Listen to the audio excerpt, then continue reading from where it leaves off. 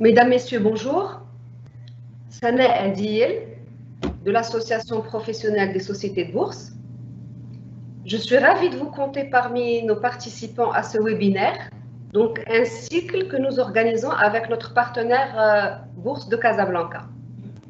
Après le succès du dernier cycle, celui organisé l'année dernière, nous organisons cette fois un nouveau cycle sous le thème « Saison de publication des résultats, bilan et opportunités d'investissement ». Ce cycle a démarré la semaine dernière avec un premier webinaire « Perspectives post-Covid-19, des équilibres macroéconomiques et évolution des compartimentaux ». Il se poursuit aujourd'hui avec un nouveau webinaire qui va apporter une analyse aux résultats des sociétés cotées et aux perspectives des différents secteurs d'activité. Le webinaire prévu aujourd'hui traitera du secteur portuaire et plus particulièrement de Marsa Maroc. Finalement, la seule société à représenter le secteur à la côte casablancaise. Marsa Maroc vers une internationalisation de l'activité avec Tangemed 2 et le thème que traitera M. Mehdi Chakir. Bonjour Mehdi et merci d'avoir répondu présent à notre invitation. Laissez-moi vous en dire un peu plus sur notre intervenant d'aujourd'hui. Mehdi Chakir est analyste senior au sein du département recherche CFG Marché. Il a entamé sa carrière sur les marchés financiers en 2011 et depuis, il a été analyste obligataire avant de rejoindre l'équipe Recherche Action et se spécialiser dans plusieurs secteurs, dont le secteur portuaire. Mehdi est titulaire d'un master en gestion financière et comptable de l'ENCG. Mesdames et messieurs, merci de nous accompagner durant ce webinaire et je vous rappelle que vous pouvez poser vos questions dans l'espace questions-réponses prévu à cet effet. Donc, nous organiserons une séance questions-réponses à la fin de la présentation. Et sans plus tarder, je cède la parole à Mehdi Chakir. Merci Sana. Bonjour mesdames et messieurs. Déjà, je vous remercie, Sana et monsieur Youssef Ayyoubi d'avoir organisé ce webinaire.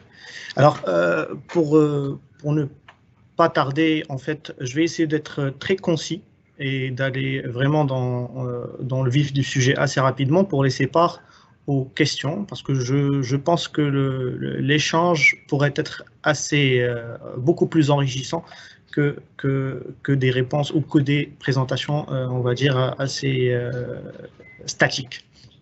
Alors, pour le thème d'aujourd'hui, alors nous avons, je vais essayer de vous présenter un peu la nouvelle stratégie de Marsa Maroc, qui est une stratégie que nous pouvons qualifier d'internationalisation, car l'activité de Tangemed qui a commencé en début d'année est une activité complètement, enfin techniquement, c'est une activité qui rejoint un peu l'activité historique du groupe Marsa Maroc, mais par la même occasion, c'est une activité qui va ouvrir ou qui va donner accès au groupe à des flux, ce qu'on peut qualifier comme des flux mondiaux. Bon, ma présentation va s'articuler autour de quatre axes, on va dire, sans compter la dernière partie. Je vais commencer par une petite présentation rapide de ce que c'est que Marsa Maroc, que fait le groupe et quelle est justement sa position dans l'économie marocaine.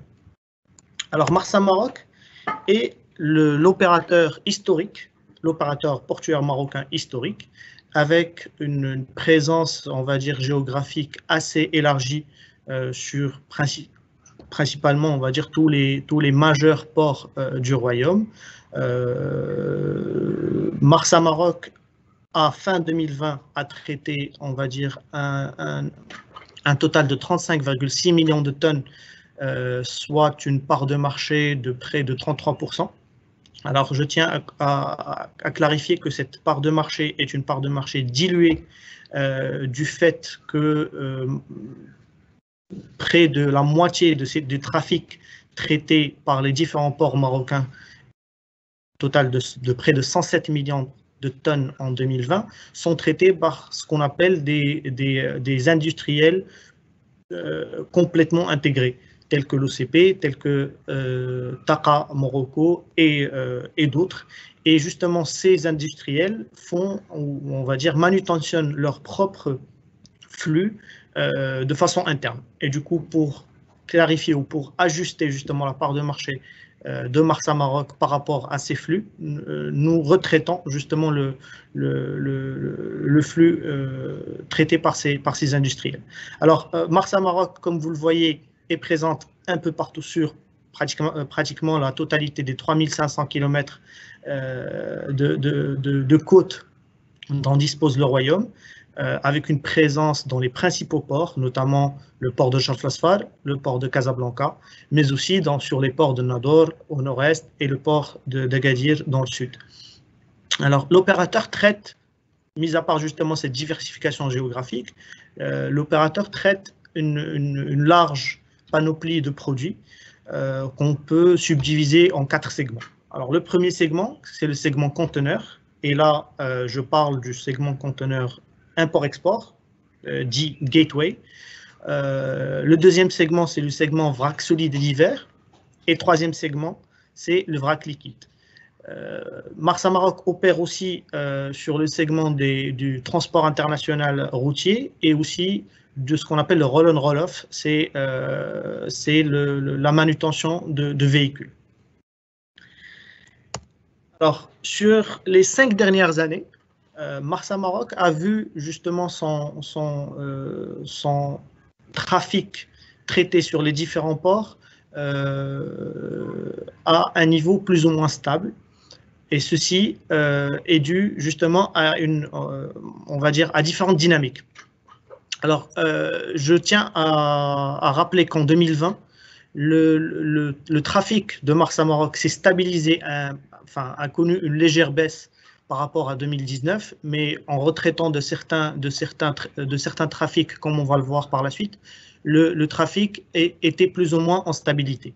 Alors cette stabilité dans une conjoncture qu'on peut qualifier de très difficile, parce que, comme vous le savez très bien, 2020 a été une année exceptionnelle, marquée justement par la crise économique due à la pandémie du Covid-19, qui a impacté justement l'activité des ports à travers le monde, et aussi au Maroc, parce que le trafic au Maroc aurait dû normalement baisser, sauf qu'on a eu quelques éléments qui ont tiré vers la hausse, on va dire, le trafic traité par les ports au Maroc. Alors, sur les 5 dernières années, comme je l'ai mentionné, le trafic a été plus ou moins stable avec un TCAM de près de moins 1%.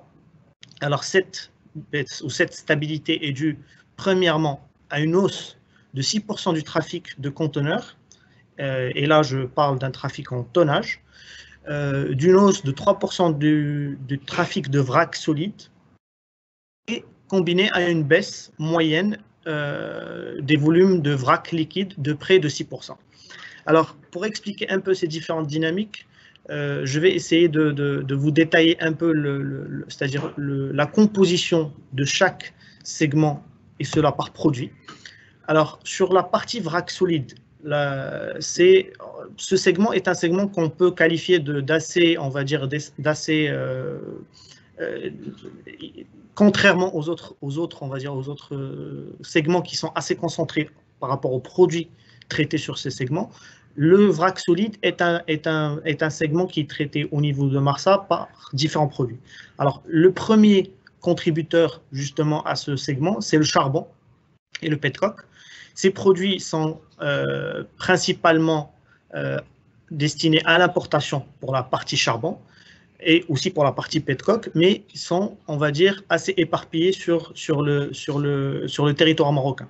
En ce sens que, justement, le charbon est importé par différents opérateurs tels que les centrales thermiques, notamment à Nador, pour la centrale de Jalada, et pour la centrale et pour certains opérateurs tels que Cosumar, qui utilisent justement le charbon pour leurs besoins énergétiques. Alors, le deuxième contributeur, c'est les aliments de bétail.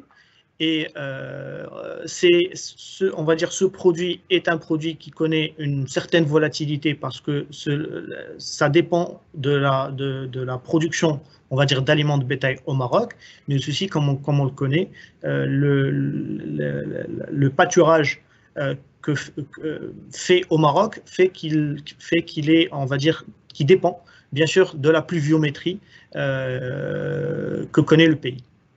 Alors, pour justement ce produit-là rejoint plus ou moins le segment, on va dire le produit des céréales, qui sont aussi sujettes justement aux aléas climatiques et qui font que justement d'une année à une autre, nous pouvons avoir une hausse de l'importation, ce qui dope le trafic traité justement par les différents opérateurs, ou une année où on a une forte progression, une forte production, comme c'est le cas cette année en 2021, et qui ferait que justement le volume traité de céréales devrait connaître une baisse. Alors pour le deuxième segment, qui est le segment de vrac liquide, alors c'est un segment assez concentré, comme je l'ai mentionné tout à l'heure, et qui concentre à près de 85%, 86%, qui est constitué d'hydrocarbures. Alors, comme vous le savez très bien, depuis l'arrêt ou depuis la fermeture de Samir, qui est l'unique raffineur au Maroc, nous importons 100% de nos besoins en hydrocarbures, notamment les produits pétroliers, les produits raffinés, et aussi de gaz liquéfié. Alors, justement, pour cette catégorie de produits, Marsa Maroc a connu, justement, suite à la fermeture de Samir, une baisse des volumes traités. C'est ce qui a causé la baisse moyenne de 6% entre 2015 et 2020. Mais toujours est-il que, justement, cette baisse ne s'est pas traduite par une baisse du chiffre d'affaires, on va dire, de ce segment, parce que justement le pouvoir de négociation qu'avait Samir en important près de 14 millions de tonnes de pétrole brut n'est pas le même vis-à-vis que par rapport à des importateurs dont, on va dire, les importations sont très divisées. Et du coup, le prix de manutention n'est pas le même. Toujours est-il que aussi le prix de manutention est aussi fixé par l'ANP, et du coup le prix de manutention du pétrole et des produits raffinés ne sont pas égaux. Alors pour le troisième segment, comme vous le voyez, c'est un segment dit de trafic conventionnel, et qui est principalement constitué de produits sidérurgiques, notamment au port de Jafelsfar et au port de Nador, pour la simple raison parce qu'on a justement des opérateurs installés juste à côté de ces deux ports et qui importent de la matière première. Alors, le quatrième segment, qui est l'un des segments les plus rémunérateurs justement du business model de Marsa Maroc, c'est le segment conteneur. Alors, le segment conteneur, contrairement, on va dire, aux autres segments, a connu une évolution assez importante sur les 5 dernières années. Alors, cette évolution positive, on va dire, elle est due à 3 éléments. Premièrement, c'est justement l'amélioration, on va dire la hausse des importations à l'échelle nationale, qui sont tirées par un développement économique palpable sur les 5 dernières années. On a aussi l'amélioration de la situation économique chez nos principaux partenaires commerciaux. Comme vous le savez, durant la période 2009-2012, l'Europe avait connu une période économique assez difficile, avec une croissance économique assez faible, voire négative pour certains pays, tels que l'Italie. Et justement, l'amélioration de cette situation a fait que nos échanges, surtout sur la partie export, a fait que justement cela a dopé les volumes de conteneurs. On peut combiner aussi on va dire, cette situation économique plus porteuse à la mise en service de certaines capacités, et notamment, et là je fais allusion au TC3 au port de Casablanca et au quai Nord au port de Gadir, qui ont été concédés justement à Marsa Maroc.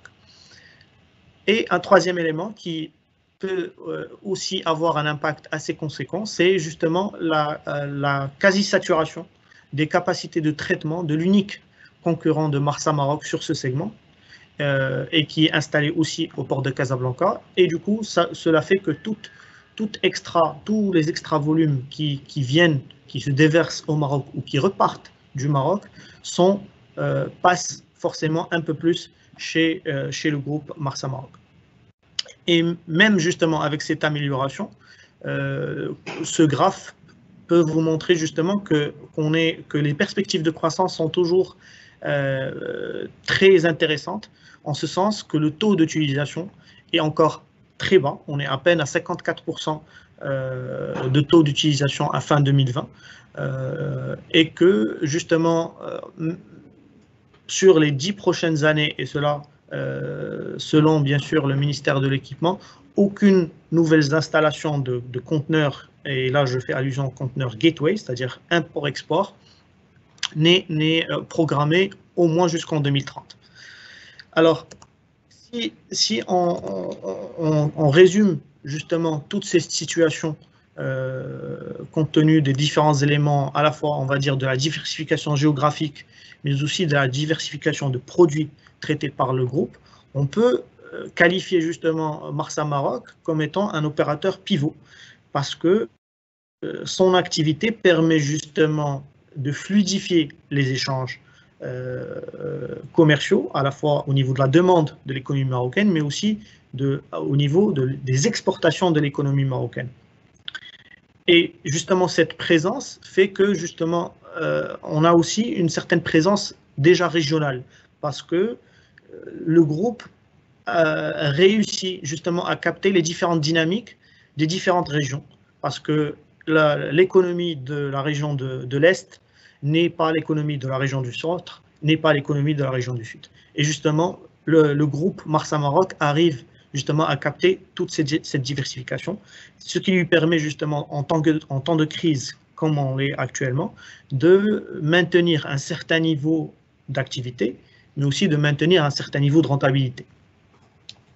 Alors, cela étant dit, je souhaiterais maintenant passer à la partie, Tangemed ou à la partie transbordement qui représente, on va dire, la nouvelle activité de Marsa Maroc.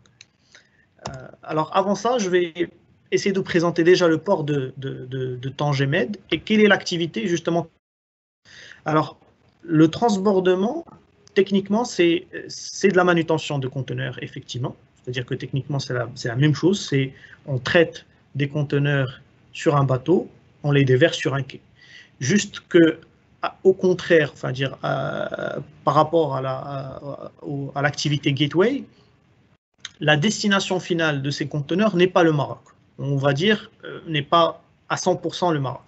Parce qu'effectivement, le Tangemed traite près de 5%, enfin traité 5% de ses volumes, étaient destinés justement à l'import-export, mais essentiellement sur la région nord. Et du coup, pourquoi Tangemed s'est spécialisé justement sur cette activité? Parce que le Maroc dispose d'une localisation géographique qui peut être qualifiée d'optimale, parce qu'on est au beau milieu des routes maritimes mondiales. Et là, je fais allusion aux routes est-ouest et nord-sud. Et justement, on est pile poil au centre de ces différentes routes. Rajouter à cela justement le délai que génère ou que induit justement par cette position, qui fait qu'on est à près de 20 jours de la Chine ou de l'Asie, à près de 10 jours des Amériques, et là je fais allusion à la côte Est, ou à près de 3 jours vers les principaux marchés consommateurs européens. Alors, le transbordement, techniquement, comment ça marche? Alors, c'est une étape logistique qui permet justement aux grands chaînes maritimes, on va dire les lignes maritimes, d'optimiser le coût de transport, en ce sens que programmer plusieurs arrêts, par exemple sur le bassin méditerranéen, ferait que le coût de transport serait beaucoup plus important, mais aussi le temps, on va dire, de livraison serait beaucoup plus rallongé.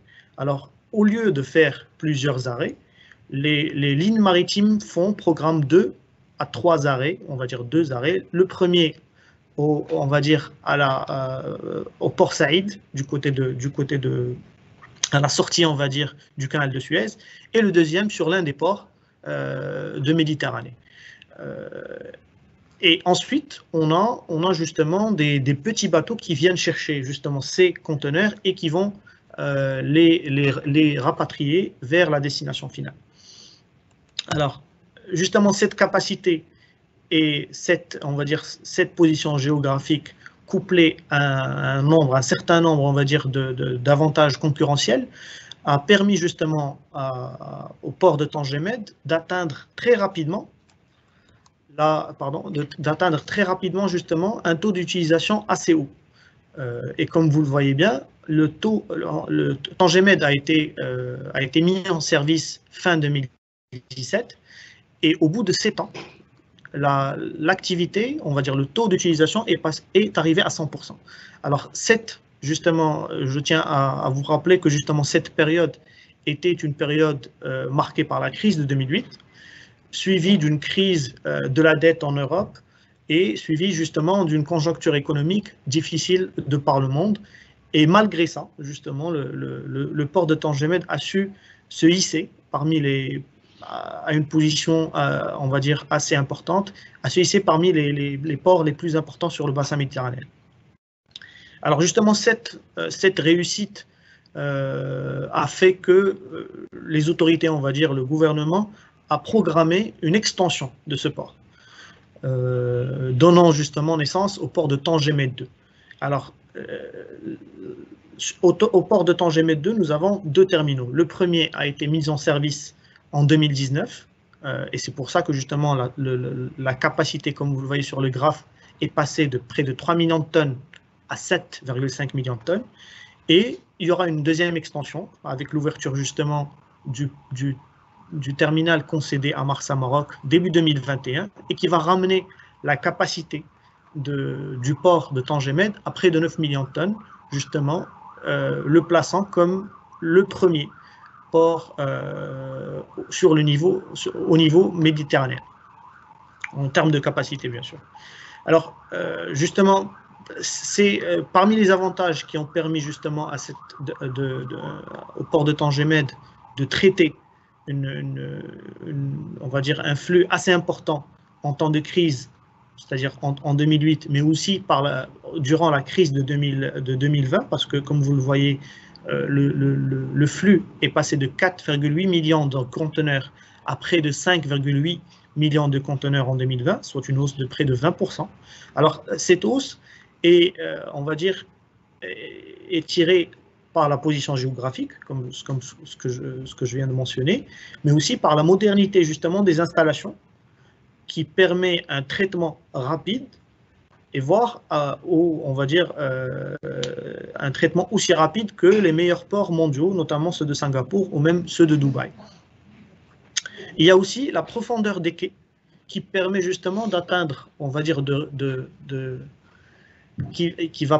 qui va permettre justement au port de Tangemed de réceptionner les plus gros porte-conteneurs dans le monde. Et cela s'est fait à 2 reprises justement cette année, avec la réception des porte-conteneurs de près d'une capacité de 200 000 conteneurs, ce qui est assez important pour un port marocain.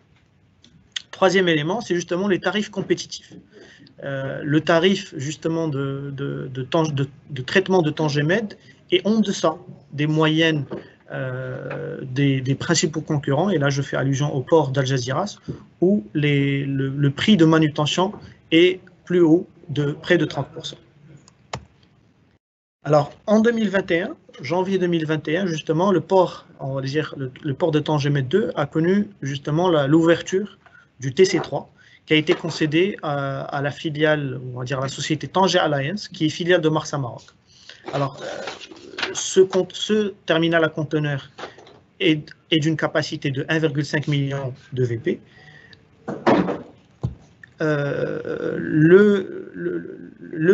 On va dire le linéaire, la longueur justement du quai est de près de 800 mètres avec une profondeur de 18 mètres. Alors, cette filiale est détenue à 50% par Marsa Maroc, mais aussi par certains, on va dire, par Eurogate à 20%, Conchip Italia à 20% et Hapag-Lloyd à 10%. Alors, je tiens à préciser que Hapag-Lloyd est une ligne maritime, est une compagnie maritime qui est 5e au niveau mondial et qui est aussi spécialisée sur la partie transbordement. Mais Eurogate et Conchip Italia sont aussi des opérateurs portuaires qui sont adossés à des groupes mondiaux et qui sont déjà présents sur le port de Tanger-Med 1, notamment sur le TC2. Alors, là, je vais passer à nos perspectives, justement à nos estimations par rapport à tous ces éléments. Et je tiens à rappeler que je vais essayer de subdiviser justement la partie perspective en deux parties. La première étant la partie gateway, qui est toute la partie import-export, et la partie transbordement qui connaît des dynamiques un peu différentes. Alors, pour la partie gateway, alors nous tablons sur 2021, en 2021 sur une baisse supplémentaire des volumes traités par le groupe, et cela suite à 3 éléments.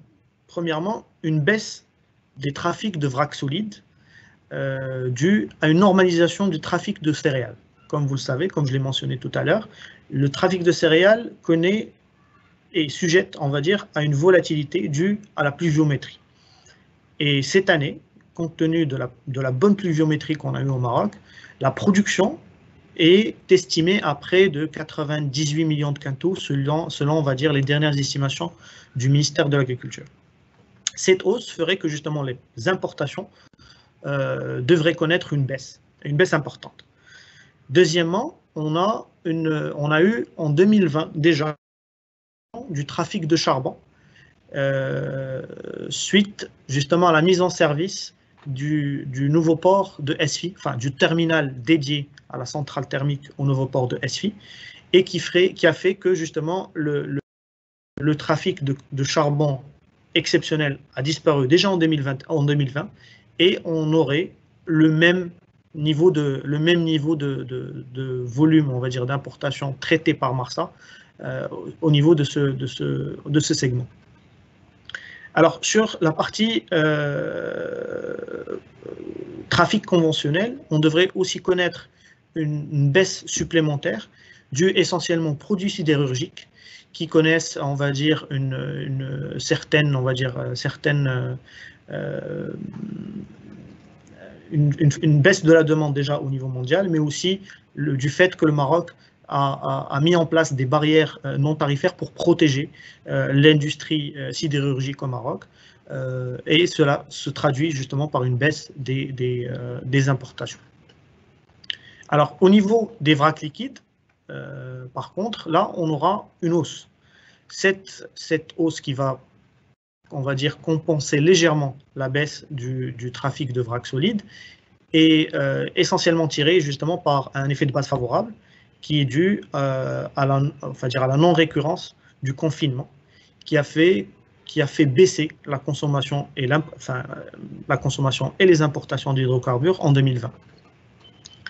Sur le segment conteneur, par contre, nous pensons que ce segment devrait connaître une certaine stabilité, voire une légère hausse, qui est due à 2 éléments. Premièrement, on va dire, c'est les perturbations que connaissent toutes les chaînes logistiques mondiales avec la crise du Covid et qui se maintiennent en 2021 et qui devrait se dissiper progressivement à partir du T3, à la fin du T3, T4 2021, compte tenu de l'avancement, on va dire, des campagnes de vaccination à travers le monde.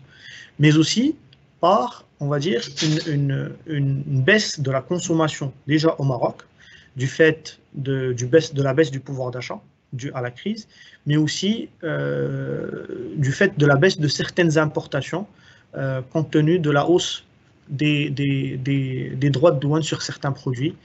Cette hausse des droits de douane a été déjà, on va dire, faite en juillet 2021, en juillet 2020, pardon, l'année dernière. Alors, cela se traduirait justement par une baisse globale de près de 3% du trafic global traité par Marsa, mais avant de connaître, on va dire, une reprise à partir de 2022, qui serait justement tirée par une reprise des trafics de conteneurs, qui est l'un des segments les plus rémunérateurs justement traités par Marsa, mais aussi par une renormalisation des trafics de vrac solide et de vrac liquide. Alors, sur la partie transbordement, comme mentionné tout à l'heure, l'activité transbordement traite essentiellement des flux dits mondiaux. Ce ne sont pas des flux destinés justement à l'économie marocaine et qui, on va dire, respectent ou sont régis par justement l'évolution des échanges mondiaux. Alors, les échanges mondiaux devraient reprendre en 2021 et cette reprise, on va dire, couplée à tous les avantages concurrentiels dont dispose le port de Tanger Med devrait justement, on va dire, devrait faciliter l'atteinte d'un taux d'utilisation assez important. La semaine dernière, justement, le management de Marsa Maroc a annoncé pouvoir atteindre un taux d'utilisation de 60% dès la première année, et qui ferait que justement ce taux d'utilisation se traduirait par un traitement de près de 900 000 conteneurs dès la première année. Alors, justement, on va dire, cette configuration devrait être aussi avantagée par le fait que les partenaires de Marsa Maroc dans la filiale Tanger Alliance, justement, leur expertise sur ce segment pourrait justement permettre à Tanger Alliance d'atteindre ou d'afficher une croissance soutenue sur les années à venir, afin d'atteindre justement un taux d'utilisation qui permettrait d'atteindre le break-even assez rapidement. Alors, tous ces éléments, on va dire, condensés et ferait que justement la rentabilité du groupe devrait connaître à court terme une légère dégradation, et là je parle des taux de marge, qui devrait justement être impacté par le lancement de Tanger Med 2 et le fait que le taux d'utilisation ne permet pas au jour, enfin en tout cas en 2021 et en 2022, devrait en fait se traduire par une dilution de la marge globale générée justement par la partie gateway et se traduirait par une baisse des résultats. Toutefois, si on ajuste justement les résultats de l'année dernière du ton au fonds Covid qui a été de près de 300 millions de dirhams, on va dire, cette dilution ne se ferait pas sentir et on aura forcément une hausse mécanique des résultats, passant avec un RNPJ qui passerait de 292 millions de dirhams en 2020 à près de 464 millions de dirhams en 2021. Alors, tenant compte de ces estimations, notre cours cible ressort à 235 dirhams, qui ferait qu'on est plus ou moins très proche au niveau du cours auquel traite la valeur actuellement. Je tiens à préciser que dans notre valorisation, on valorise le groupe par la méthode de la somme des parties, en ce sens qu'on valorise la partie gateway et la partie transbordement de façon différente, car les dynamiques sont différentes, mais aussi du fait que le coût, on va dire, l'aspect fiscal n'est pas le même. Et aussi, par la même occasion, je tiens à préciser que dans notre modèle, on ne tient pas compte des différents potentiels upside que devrait connaître justement, que devrait avoir Marsa Maroc, et qui sont justement l'ouverture de pas mal de, on va dire, de nouvelles installations, telles que Nador West Med, telles que le nouveau port de Esfi, c'est-à-dire la partie non dédiée à la centrale thermique, mais aussi par le nouveau port de Dakhla, qui est en cours de construction. Et en même temps, en parallèle, on tient compte des potentiels downside qui sont, on va dire, la résultante de ces ouvertures. Parce que l'ouverture de Nador West Med impacterait négativement les flux ou les volumes traités sur le port actuel de Nador, et cela étant, on va dire, on va dire, le même scénario pour le port de Esfi et aussi pour le port actuel de Dakhla. Alors, j'ai fini ma présentation. Maintenant, je vous invite, si vous avez des questions, je suis à vous. Merci, Mehdi. Merci pour ton intervention. Très riche. Tu nous a fait un tour d'horizon du secteur au Maroc, des perspectives d'évolution de Marsa Maroc. Tout au long de ton intervention, nous avons reçu des questions de la part de nos participants très intéressés par le sujet. Et donc, je te propose d'y répondre à quelques-unes du moins. La première question, y aurait-il une OPV de prévue en 2021? C'est une question qui doit intéresser beaucoup de monde. Oui, c'est une question, mais malheureusement, c'est une question qui est de l'ordre, qui devrait être posée plus au ministère des Finances, qui est en charge justement des participations de l'État. L'État étant l'actionnaire majoritaire de Marsa Maroc. Après, c'est possible qu'il y en a, c'est-à-dire dans la loi de finances 2021, le gouvernement avait prévu on va dire, des revenus tirés sur des privatisations. Après, est-ce que ça serait suite à une OPV sur Marsa ou d'autres participations? Cela, malheureusement, n'est pas de mon ressort. Très bien. Merci. Bon, alors, je vais te poser une question qui a plus attrait en fait à la présentation et à Marsa Maroc. Oui. Donc, quelle perspective de croissance sur les années à venir pour le port de Tanger Med 2? Alors, comme je viens de mentionner, en tout cas sur ma présentation, nous tablons sur une amélioration, on va dire, assez soutenue, en tout cas sur le TC3, qui fait partie du port de Tanger Med 2. Et le port de Tanger Med 2 est aussi constitué du TC4, qui est concédé à APM Terminals. Alors, APM Terminals est une filiale de Maersk, et qui a mis en service justement son terminal en juin 2019. Entre juin 2019 et 2020, on a connu une forte croissance. Et je pense que cette croissance devrait continuer sur les années à venir, du fait des différents avantages que présente le et du fait que justement les opérateurs présents au port de Tanger Med sont des opérateurs adossés à de grands groupes mondiaux qui sont spécialisés sur ces flux. Alors APM Terminals est, comme j'ai mentionné, est filiale de Maersk et qui est le numéro 1 mondial des lignes maritimes.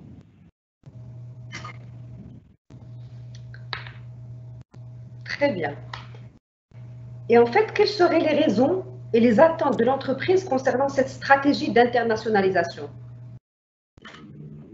Alors, stratégie d'internationalisation, moi je l'ai qualifiée de stratégie d'internationalisation parce que effectivement le transbordement est une activité qui est faite ou qui est faite au Maroc sur un sol marocain, mais qui traite des volumes qui ne sont pas destinés à l'économie marocaine. Et on pourrait justement, de cette, on va dire, compte tenu de ces éléments, on peut qualifier l'activité de transbordement comme une certaine internationalisation. Mais quelles sont les attentes? Les attentes sont, on va dire, assez, c'est-à-dire augmenter, on va dire, se lancer sur de nouveau, on va dire, une nouvelle activité, s'ouvrir sur le monde, mais aussi rapporter, on va dire, augmenter la rentabilité du groupe. Certes, ce lancement a un impact négatif de façon ponctuelle en 2021 en 2022, mais à partir de 2023, dès lors qu'on aura atteint un certain niveau c'est-à-dire de taux d'utilisation, cette activité devrait, on va dire, participer de façon positive à la rentabilité du groupe. D'accord. Parce qu'en fait, dans votre stock guide de fin d'année, vous projetez une baisse du résultat net des marges et une hausse du PER sur les prochaines années. Est-ce que Marsa Maroc n'est pas trop chère? Est-ce qu'elle n'a pas consommé tout son potentiel de hausse?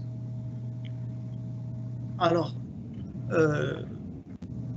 compte tenu de nos estimations et de notre valorisation, nous estimons qu'actuellement, Marsa Maroc est bien valorisé par le marché. Alors, la hausse du PE provient justement de la baisse des résultats, mais cette baisse n'est qu'une baisse, on va dire, c'est une baisse ajustée, c'est une baisse par rapport aux résultats qu'aurait dû avoir Marsa si on n'avait pas le don au fonds Covid qui était de 300 millions de dirhams. Mais techniquement, le résultat net va augmenter cette année. Le RNPG devrait passer de 292 millions de dirhams à près de 464 millions de dirhams selon nos estimations. Cela donnerait justement on va dire une baisse du PE, du PER. Alors, effectivement, c'est une baisse des résultats si, d'un point de vue, on va dire, résultat ajusté. Mais mécaniquement, on aura une hausse. Par rapport à la cherté, oui, on pourrait qualifier un PE de 35 fois comme étant un PE assez cher, mais aujourd'hui, les perspectives de croissance de Marsa Maroc sont importantes, et justement on va dire ces niveaux de croissance justifient amplement ces niveaux de valorisation parce que aujourd'hui, à la bourse de Casa, rares sont les sociétés qui présentent on va dire, des perspectives de croissance assez importantes. Alors nous tablons sur un RNPG qui devrait croître de près de 10% sur les 5 prochaines années et qui en même temps devrait garder un certain niveau de rendement assez plus haut que le marché, comme ce qu'il a été en tout cas en 2020. Parce que, comme vous le savez bien, les dividendes sont pris sur les résultats de la maison mère, sur les comptes sociaux, et les comptes sociaux ne sont pas impactés par justement le lancement en tout cas pas impactés d'une façon aussi importante que les comptes consolidés par le lancement de l'activité transporteur. D'accord. Mehdi, tout à l'heure, tu as parlé de l'ouverture des nouveaux ports, Esfi et Nador et même Dakhla. Oui. Quel serait l'impact de ces ouvertures sur l'activité de Marsa Maroc? Alors, l'impact, on peut avoir un impact direct et un impact éventuel ou potentiel. Alors, l'impact direct, c'est un impact négatif qui ferait que les activités actuelles dans les ports de Nador et de Esfi devraient être transférées aux nouveaux ports qui sont le port de Nador West Med et le port de Safi Grand Vac. Alors, ce transfert ferait que justement Marsa devrait perdre les volumes traités au niveau des ports actuels. Toutefois, le potentiel impact qu'auraient justement ces ouvertures serait un impact positif en ce sens que Marsa pourrait justement participer aux appels d'offres concernant la concession au niveau de ces ports et pourrait gagner justement une concession sur ces nouvelles installations et qui ferait que justement ces nouvelles concessions feraient qu'on devrait pérenniser l'activité, enfin les activités actuelles sur les ports actuels de SFI et de Nador. Alors, comme je l'ai mentionné à la fin de la présentation, dans notre modèle, pour des raisons, on va dire, purement, pour rester très, pour ne pas être très bullish, on préfère introduire ou prendre en compte tout le potentiel, tous les downsides potentiels et ne pas prendre justement toute nouvelle concession. Alors, les impacts serait que à partir de 2023, enfin, qui est la date prévue du lancement de Nador West Med, normalement on devrait avoir une baisse progressive des volumes traités sur le port de Nador. Et pour le port de SFI, ben, aujourd'hui le port de SFI, aucune annonce officielle n'est faite pour justement l'ouverture de la partie des différents terminaux. Mais dès lors qu'une annonce serait faite et dès l'ouverture justement de ces ports, on aurait justement une baisse, on va dire une disparition progressive des volumes traités au port de SFI actuellement. Mais cela est déjà intégré justement dans notre valorisation, c'est-à-dire que notre cours cible de 235 dirhams tient en compte la disparition des volumes traités au port de Nador et aussi la disparition des volumes traités au port de SFI. Très bien, merci. En fait, nous sommes assaillis par les questions. C'est un sujet qui intéresse beaucoup nos participants. Donc, je te propose de continuer sur 2 ou 3 questions, si tu veux bien. Je vous en prie, bien sûr. Alors, la question suivante est quelles seraient les opportunités de croissance du groupe Marsa Maroc pour les 5 prochaines années et quelles seraient les perspectives de développement en Afrique? D'accord. Alors, les différentes opportunités de croissance rejoint plus ou moins la question précédente. Le gouvernement prévoit justement une ouverture de nouvelles installations à Nador, à Dakhla, à SFI, et justement ces nouvelles installations pourraient être une partie, on va dire, de ces nouvelles installations pourrait être concédée à Marsa Maroc via bien sûr un appel d'offres. Alors, on a la partie, on a cet élément-là, on a aussi l'élément international. Et comme annoncé par le management il y a quelques années, le groupe est en train, on va dire, de chercher des opportunités en Afrique. Alors le management avait essayé ils avaient soumissionné une offre au Ghana et malheureusement ça n'a pas été concédé à Marsa. Après, il y a différentes opportunités qui pourraient avoir lieu, enfin qui pourraient être assez intéressantes pour le groupe, que ce soit en Afrique ou même, enfin en Afrique de l'Ouest ou même ailleurs. Après, tout dépend des opportunités qui se présentent. Il y a aussi, je peux rajouter une autre partie, c'est que aujourd'hui, on va dire pour un segment qui est assez important, c'est le segment conteneur. Aucune nouvelle installation n'est prévue, en tout cas sur les 10 prochaines années, parce que le niveau d'utilisation est encore assez bas, ou même le niveau de consommation au Maroc est encore assez bas.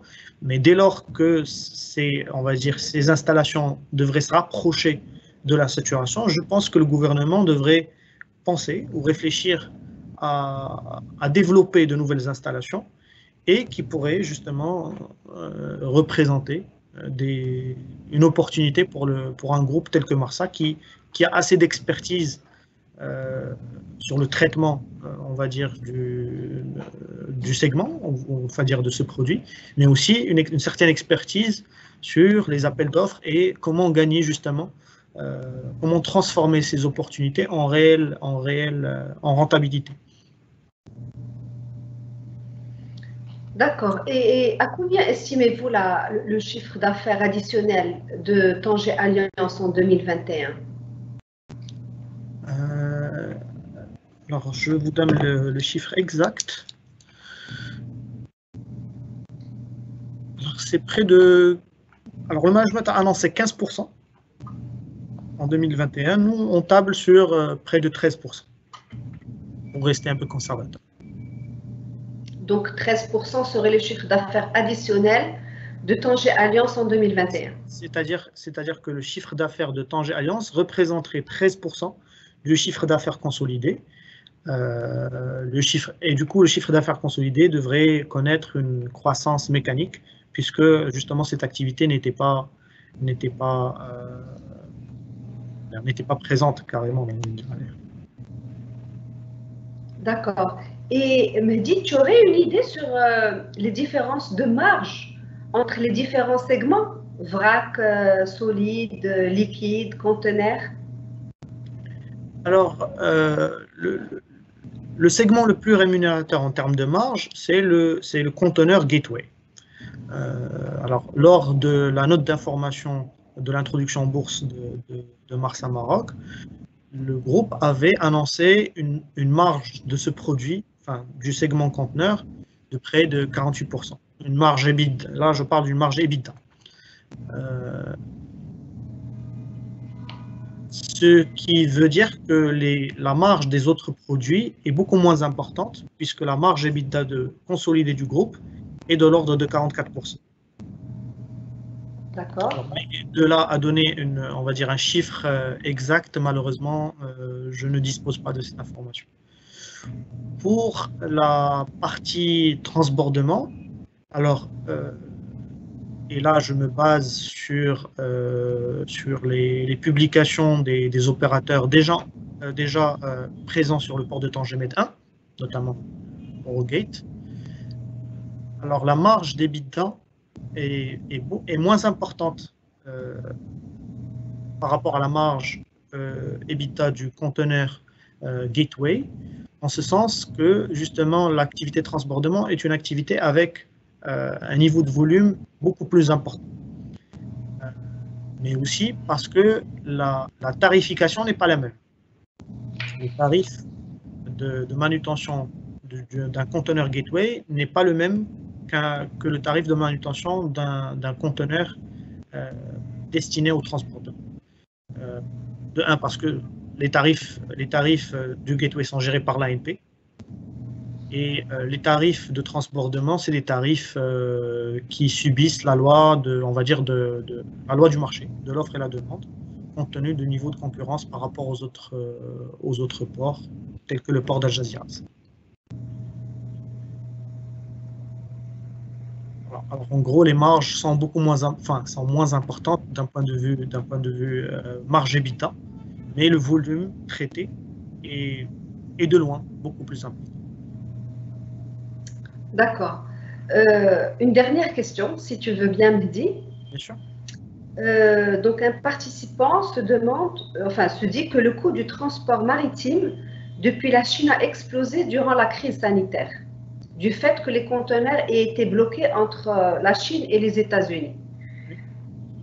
Avez-vous une évaluation sur cet impact sur Marsa Maroc? Alors, effectivement, on ressent déjà à partir du T4 2020, on a ressenti plus ou moins une baisse, on va dire, des importations, une baisse du trafic. Cette baisse du trafic, maintenant, il est difficile de décider est-ce que c'est dû à la fois à la baisse du pouvoir d'achat ou c'est aussi une combinaison, on va dire, des deux, entre la baisse du pouvoir d'achat et on va dire la hausse du coût de fret, du fret maritime. Alors, mais ce qui est sûr, c'est que justement cette configuration avec des coûts de transport importants, une baisse, on va dire une demande assez faible mais aussi un niveau d'export encore loin des niveaux normatifs, parce que nos partenaires commerciaux, notamment l'Europe, connaissent toujours une conjoncture économique assez, on va dire, assez morose, ferait que le trafic de conteneurs serait contenu, on va dire, serait bas par rapport au niveau normatif. Mais sans connaître une baisse, on va dire, assez importante, et ça se voit déjà sur les résultats, on va dire, sur les statistiques de l'ANP publiées à fin mars. À fin mars, le trafic est en hausse de près de 0,5%. Là où il aurait dû peut-être connaître une hausse peut-être un peu plus importante. Alors, personnellement, je pense que l'impact serait que le trafic devrait connaître une certaine stabilité, voire une légère baisse, en tout cas en 2021. Mais justement, ces perturbations que connaissent les chaînes logistiques mondiales avec le blocage des conteneurs et pas mal d'autres petits problèmes devraient se dissiper graduellement sur l'année 2021 pour reprendre, on va dire, de plus belle à partir de 2022. Bien sûr, ça en excluant toute nouvelle vague importante, on va dire, du Covid, que ce soit au Maroc ou même à l'étranger, et qui pourrait induire justement on va dire, une entrave aux échanges mondiaux. Oui, ça on espère tous finalement. Donc, Mehdi, je te remercie sincèrement pour ta présentation riche. Je remercie tous les participants qui nous ont accompagnés tout au long de ce webinaire. Je veux juste dire que le webinaire sera rediffusé et disponible sur les chaînes YouTube de la Bourse de Casablanca et de la PSB, et également sur le site internet de la PSB, www.apsb.ma. Il ne me reste plus qu'à vous donner rendez-vous mardi 25 mai pour un nouveau webinaire. Cette fois, il traitera du secteur minier et qui sera animé par Yousra Ma'rouf de Sogé Capital Bourse. Mesdames et messieurs, je vous souhaite une bonne journée et je vous dis à bientôt. Merci, Sana. Merci, Mehdi.